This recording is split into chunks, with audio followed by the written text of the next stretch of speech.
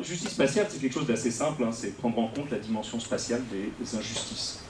Un exemple très simple que tout le monde connaît, être pauvre c'est une chose, mais être pauvre en ville ou dans une commune rurale isolée, c'en est une autre.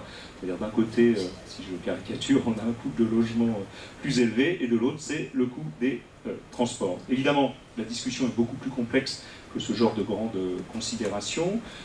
Alors pour la plateforme lyonnaise, nous avons décliné la problématique en 4 thématiques que je ne vais pas répéter puisqu'elles viennent d'être présentées par Grégoire Carrier.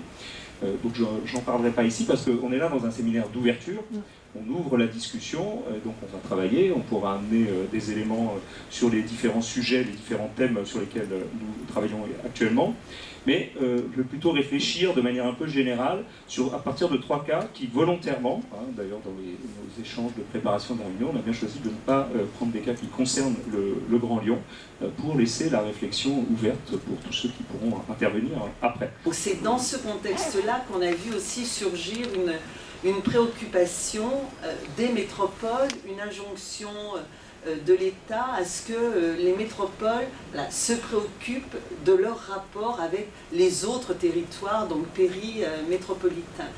Et la question au fond qui est derrière le programme, c'est de dire les grandes villes, parce que ces métropoles sont des grandes villes, ces grandes agglomérations urbaines, elles ont toujours été inscrites dans un territoire avec lequel elles ont toujours eu des interrelations, historiquement, enfin dans la durée. La question qui se pose aujourd'hui, c'est pourquoi cette question-là est entrée en politique et qu'est-ce que ça produit? C'est intéressant parce qu'il faut avoir 2 choses en tête quand on travaille à cela. La première, c'est que la métropole de Lyon, bon an mal an, c'est à peu près 1,4 million d'habitants aujourd'hui. L'aire métropolitaine, c'est 2,3 millions d'habitants. Donc on est un peu entre pairs, je veux dire. Ce n'est pas des ordres de magnitude très différents.